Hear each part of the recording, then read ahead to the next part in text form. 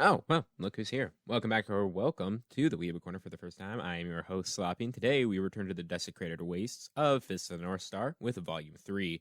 Our hero Kenshiro enacts a tag team battle with a South Star successor known as Ray against an attacking gang of post-apocalyptic furries. Make sure to leave a like and subscribe for more manga reviews, and let me know in the comments what other manga I should review. Now, without a further ado, let's begin with the everlong synopsis, shall we?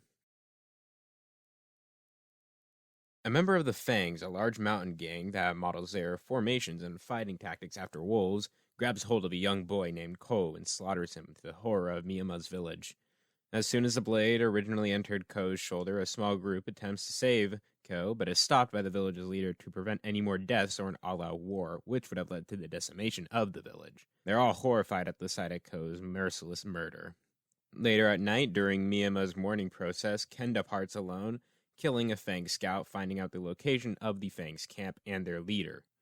Ken returns to Miyama's village with the news, and we end up learning more about Rei, the successor of Nanto Tsuchiyo Ken, a man on a mission to hunt down the kidnapper of, and by extension, rescue his younger sister, the man of the 7 scars. Ken then asks, "What would you do if I was the man with 7 scars?" Drawing Rei's full attention, where he asks Kenshiro if he has 7 scars on his chest, and then laughing it off like a bad joke. Ken and Rei plan to wipe out the Fangs, but Miyama runs up to them, saying that she'll be going with them to fight, claiming she'd be able to hold her own, when Rei retaliates, and using his skill of Nanto Tsuchiyo Ken, strips her of her clothing, except for her panties, giving us a first full frontal view of the rest within Fist of the North Star. And as a reflex, she covers herself, which Rei uses as a way to tell her she's not going to go, because she was more worried about baring her breasts rather than striking back. Then cloaks her in a blood-stained veil and walks off, Ken explaining it must have been a way of protecting her. Ken and Rei reach the Fang's main camp, where they find out it was all but a trap set by their leader, the Kaiba Dao. Kaiba Dao is only called Father by the rest of the Fangs, and it seems that a grand majority of them, all of the members, share his blood as his sons and grandsons. Then an all-out multi-chapter brawl is started between the successors of the Fifths of the North and South Stars and the Fangs is enacted. The Ken and Rei holding their own against the Fangs as the North Star and a South Star sect successor make themselves a great team against a rabid gang of near-men wolf hybrids, only for Miyama to appear, having followed them to help avenge the death of her younger brother Ko, her last living relatives, after her parents were slaughtered and she was thrown into slavery when she was 20.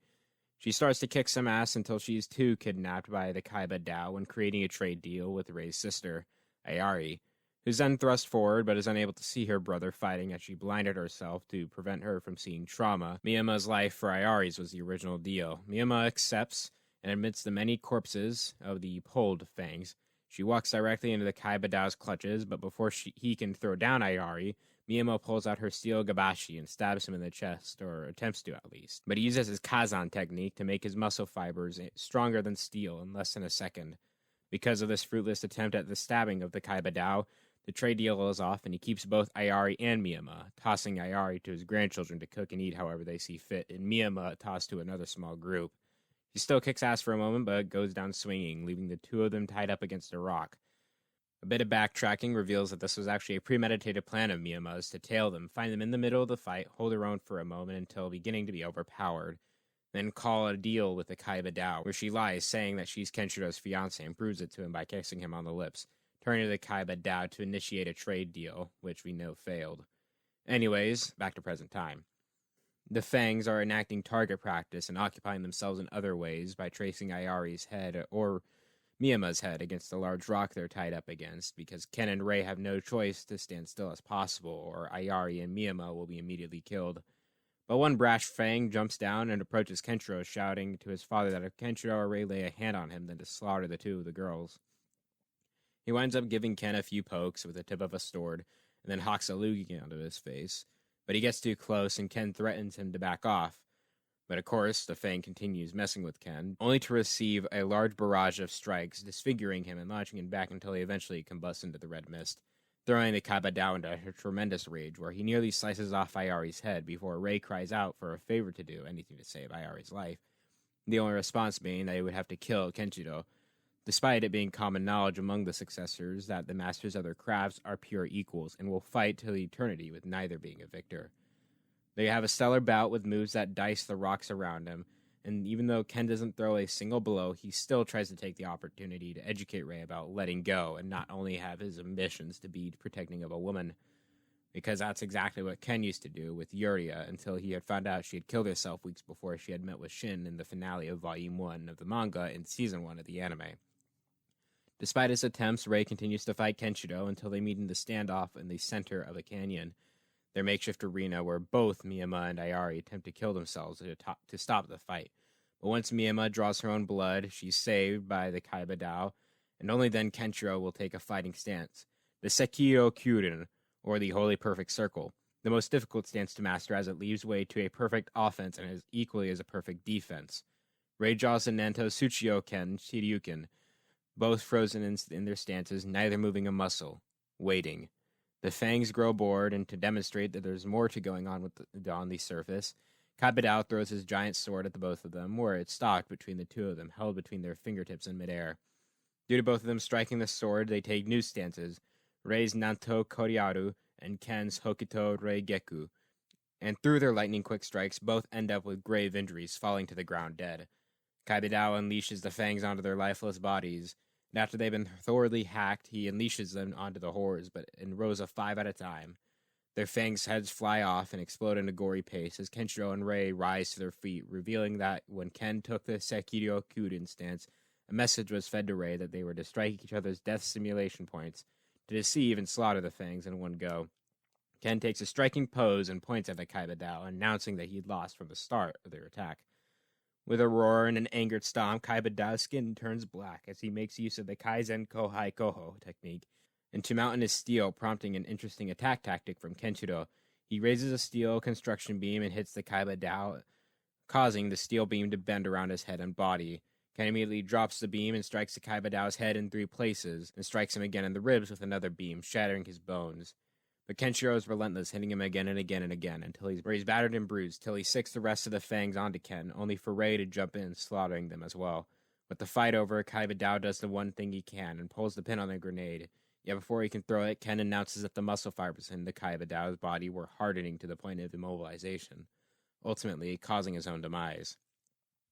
Once Ken, Rei, Ayari, and Miyama make it back to Miyama's village, they find a private room where Ken begins to restore Ayari's sight. Ken takes Rei outside the room to reveal he's the man with the 7 scars, but before Rei has a chance to react, they are interrupted by Ayari and Miyama walking out of the private room where Ayari's sight has begun to return, and Miyama has gotten all dolled up in a nice red dress. Rei then asks Ayari if she knows what the man who kidnapped her looked like, and she said she doesn't know his face since he was always wearing a black helmet, which tells Kenshiro exactly who he's got to hunt down.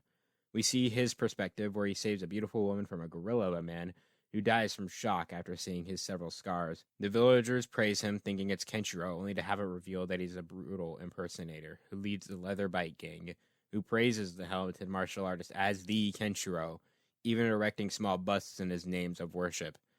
Then we go back to Kenshiro, explaining that he was not the only successor to Hokuno Shinken. There were 3 others.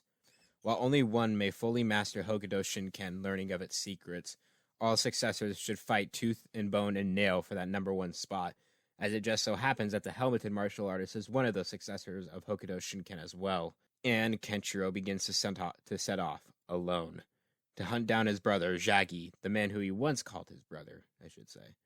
We go back to Jagi's gang, and they've buried survivors within an ermid village, sawing their heads off one by one, when Kenshiro appears behind the man with the saw, and when he can't name his brother, he's ordered to saw the old man's head off. Instead, he drops the serrated blade onto the guard's head, and then begins to saw after being corrected. The guard falls to the floor dead, but grabs Kenshiro's cloak, revealing his 7 scars.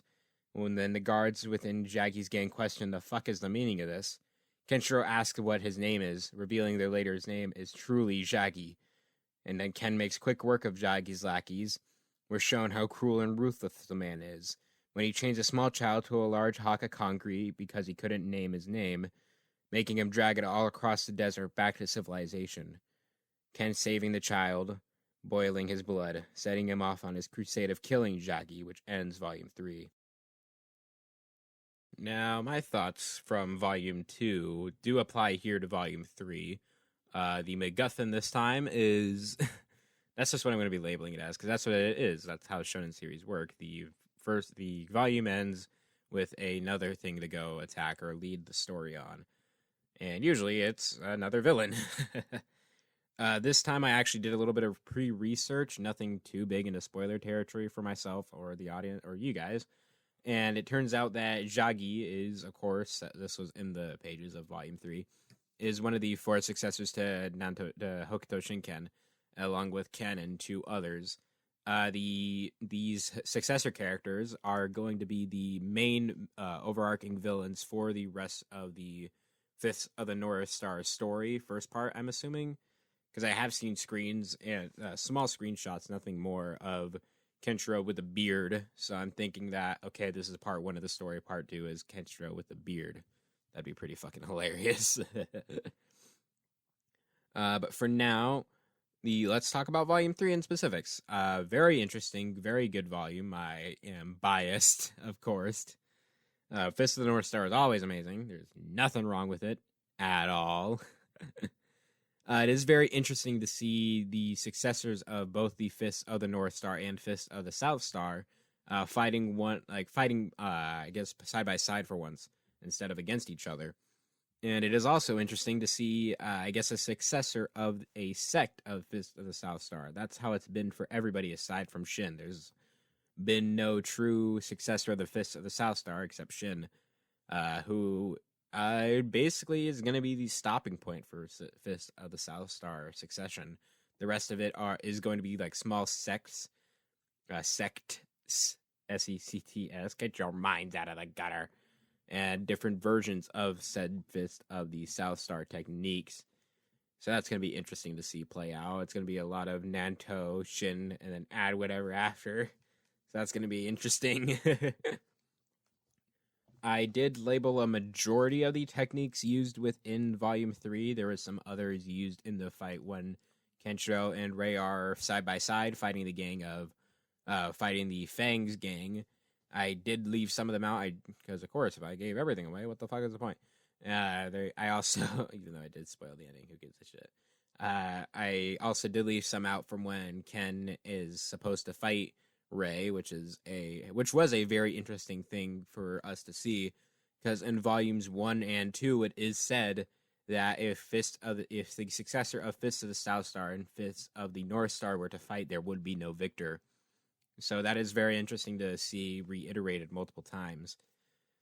And something I wanted to make a little bit clear on my own path, because I kind of thought about this about an hour ago, is that the fight between Shin and Kenshiro should have had no victor, because the successors of Fist of the South Star and Fist of the North Star, if they were to fight, there would be no victor. That's just a knowledge thing that you come to get with Fist of the North Star. But there obviously is a victor, Kenshiro. He's the only man left walking from that fight. And something I wanted to clarify about that fight that I think I left out is that Shin never lost to Fist of the North Star. That was a big point that he made in that fight. That if he was going to die in that fight fighting Kenshiro, it was going to be on his own terms. And that was the route that he took. He waited until Kenshiro stopped his barrage, and then he killed himself effectively by jumping off of the tower building they were fighting in. Because he's a bitch, I guess. Anyways, it is also very, again, interesting to see South and North Star fighting side by side. I did like that change. It was really fun to see both styles killing Small Fry. It was very cool because we got to see Kenshiro's explosion style and Rei's. I call it explosion style, even though it's not that, but that's kind of how the North Star works. It all the injuries are internal, and then they shoot outwards, and then South Star cuts inwards. In a sense, that's like the best way I can word it. So it is very interesting to see both different styles going side by side. And I'm sorry for all like the P and like the stuff on the mic that's going to be coming in during the reviews. So again, yeah, it's cool to see. The art is still very solid. The side characters are interesting. Miyama is gorgeous, and I'm not biased towards her titties at all. And I was actually kind of glad to have a break from Rin and Bat, while they are fun characters at times, they're best used sparingly. And of course, I do hope to see more of them in the future, but not immediately. I'm glad we got a volume where they're basically non-existent aside from like the little small blurbs in the corner. So that was very, very, very nice. At least for me, and I'm kind of a scumbag, so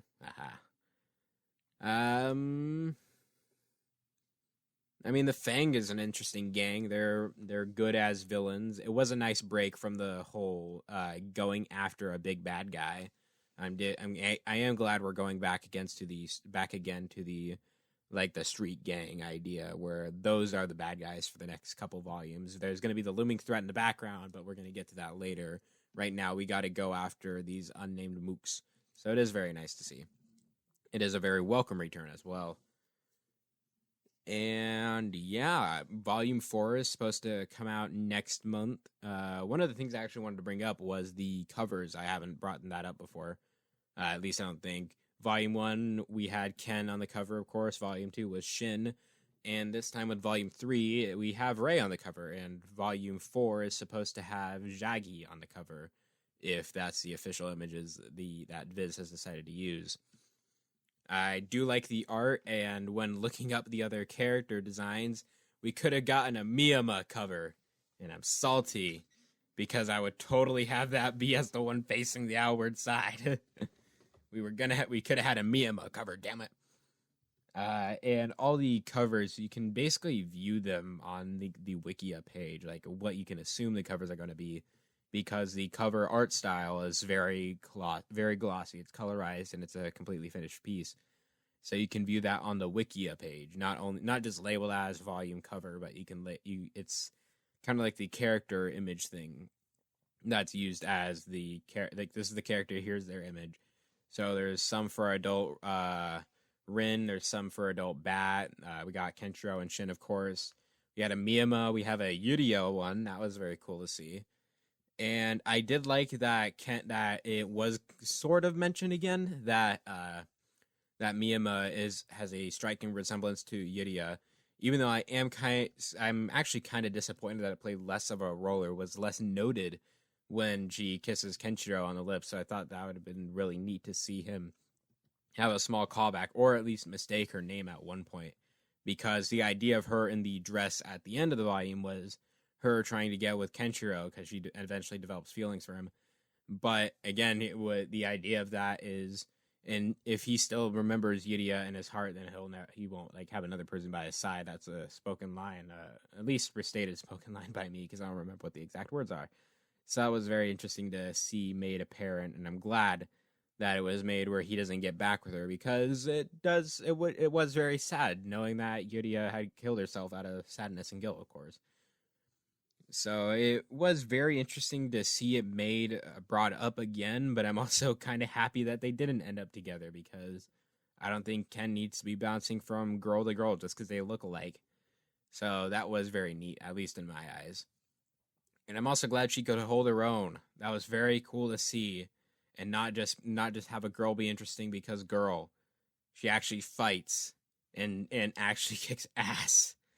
And I did find it at least humorous to myself, because I am an asshole, that her line of being, this is what happens when you don't take a woman seriously, is the one that almost gets her killed. So that gave me a bit of a laugh, because I'm an asshole. So yeah, that's it for me. I hope you enjoyed. I cannot wait for Volume 4 releasing March. As always, there is a link to the manga volume in the description below, the Amazon link. Sadly, I'm still not affiliated with them yet, so I don't make any money. Boo-hoo-hoo. And I do have Volume 3 physically, but there wasn't really a reason to record me, because there's like less than 40 seconds of actual camera footage. So I didn't think there was a reason to. Anyways, I am your host, Sloppy the Weeby Corner. I did hope you enjoy. If you did, please leave a like and subscribe. Let me know what other mangas you want me to review in the comment section below. This video is a week late, but I thought the Berserk video would be more interesting to put out instead. And also let me know what you thought of this video. I would love to hear your comments. I read all of them, respond to all of them, and yeah, that's it. I am your host, Floppy of the Weeby Corner. Again, redoing my outro because I can. This is my show. Whatever, leave me alone. And I will see you all in the next review. Or the next video. Who knows? The next animation for Hollow Myth vs. Ina could release. Even if it did, I would not watch it until it's confirmed that it's the last one of the series, because the wait has been arduous. Anyways, again, for the third time, I'm your host, Sloppy the Weeb Corner, and I will see you all in the next video. Should be next Friday. And goodbye.